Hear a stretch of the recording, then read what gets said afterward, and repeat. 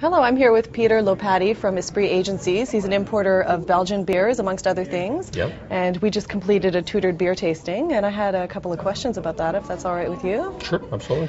The first thing I actually wanted to ask is I noticed there were 20 people in attendance today, and in those 20 people there were 7 women, which to me is statistically a little bit high, wouldn't you say, for a beer crowd? Generally speaking, yeah. I mean, but frankly, the demographics are changing, dramatically for us. We've been doing this specialty beer thing for like 20 years now. Mm-hmm. And again, 20 years ago we started doing Toronto's Festival of Beer, and the demographic was, 19 to 23-year-old males. And surprisingly, more and more women are attending these beer type affairs. But again, we find that when the women do attend, it's the wife or the girlfriend, often kind of going, I'm not really interested in mainstream beer and chug-a-lugging Molsons and Coors and Labatt's or whatever, but more interested in interesting beers. Do you think there's something about Belgian beers that makes them more attractive to women, or that what might result in more women being interested in them? Well, absolutely, and it's all about, like we talked about, during the tasting, is the complexity of the beers. It's like this is not your plain everyday lager. I mean, a woman who tastes a Beck's, just like a man, a Beck's, a Heineken, a Grolsch, they're all the same beer. I mean, virtually they're standard Euro lagers with very similar flavor profiles. There's not a lot of variance between them. Nothing wrong with them. I enjoy a good glass of, lager beer every once in a while. But these Belgian beers are far more complex, and there's such a variety of flavors and such a variety of styles that women who, I think, tend to appreciate wine more than men appreciate these styles of beer, simply because, again, the complexity and the variety of things available. Not the least of which, as I said, I talk about the fruit beers. And 20 years ago, we did a beer festival, and 90% of the customers for the fruit beer would be the girlfriend, the wife. My wife doesn't like beer. My girlfriend doesn't like beer. I got this Belgian, barrel-aged raspberry wheat beer. Oh, really? What's that like? And it's like, do you like raspberries? Oh, yeah, well, try this.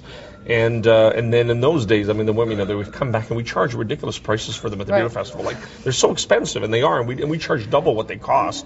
And they would come back all day long going, this is all I want to drink. I mean, and today, that's the Mal Subit raspberry you're talking about? Yeah. Well, whatever flavor. We've sold other brands as well. Lindemans is another famous brand that we used to sell in the past. We will be selling in the future.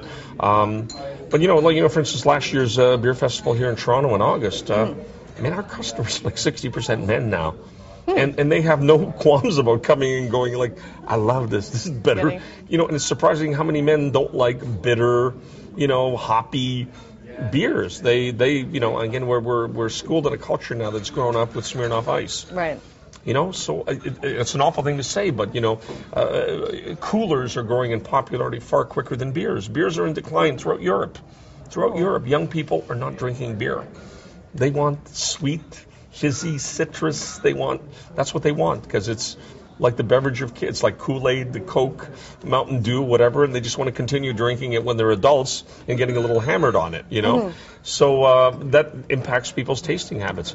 And yet these are these are traditional beer. These are 400-year-old styles of beer. This is not some new alcopop that just came along. I mean, and the fact that people get turned on to them, especially men, is surprising. But again, not surprising that women, like these beers, simply because the complexity. It's like drinking a wine. Every one of them is unique. Every one of them is interesting. This is not, Labatt's Blue. This isn't the 2-4 for the weekend. This is sip one, really, 10.5%. You're not going to be drinking 2 or 3 or 4 of those, You're going to sip that like a fine glass of cognac. Beautiful with dark chocolate, or a raspberry cherry dessert or whatever. These are beers meant to be drunk with food. I mean, they're not guzzling beers. I mean, things simple like a wheat beer. Yeah, great, refreshing, nice, easy, simple beer. But many of them are just great beers to make with food, to cook with as well. And so we see the demographic both ways. I mean, we see more men loving fruit beers, which we would have originally said that's going to be a ladies' product. And we see more women loving more complex Belgian beers than drinking the standard, Euro-Canadian kind of lager ale product. Interesting. Well, it was refreshing to see so many women in the room. For me as well. But, we're not surprised because, we see it all the time. We see it all the time.